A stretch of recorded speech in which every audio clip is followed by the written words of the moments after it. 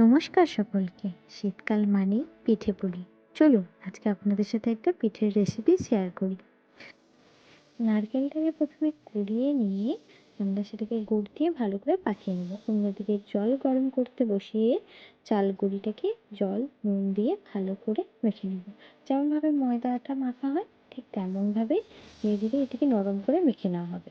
এবার কিছুক্ষণ রেখে দেওয়ার পরে দেখুন ময়দাগুলোকে মেখে আমরা 3টে ভাগ করে রেখেছি এবং কীরকমভাবে কতটা নরম মাখতে হবে দেখুন।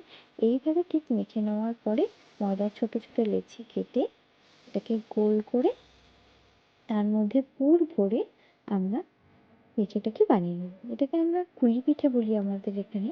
তো আপনারা কে কী বলেন আমি জানি না, তবে আমাদের এখানে তো এটাকে কুলি বলা হয়। কে কী বলেন অবশ্যই আমাকে কমেন্টে জানাবেন। এটাকে আমরা প্রথমে করে নিয়ে তারপরে বিভিন্ন শেপে দিই। এবার এটাকে বিভিন্ন অন্যান্য শেপেও দেওয়া যায়, আমরা সাধারণত এই শেপেই এটি করে থাকি। তো এইভাবে আমরা ছোটো ছোটো লেচি কেটে সমস্ত যতটা চালগুলি মাখা হয়েছিল ততটাকে মেখে ততটাই আমরা এইভাবে বানিয়ে নেব।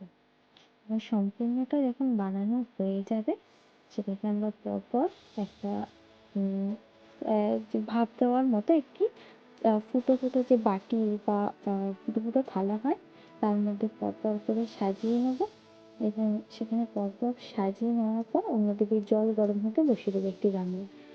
এবং জল গরম হলে জলের যে ভাপ হবে সেই ভাপের মধ্যে এটিকে বসিয়ে ভালো করে ঢেকে দেবো যাতে ভাপটা না বেরোয়, কারণ এই ভাপেই এই পিঠেটি তৈরি হবে। দেখুন পিঠেটি তৈরি হয়ে গেছে।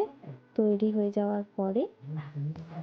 হয়ে গেছে পিঠেটি এবং এরপরে আমরা গুড় দিয়ে এটাকে খাবো। তৈরি আমাদের কুলি পিঠে।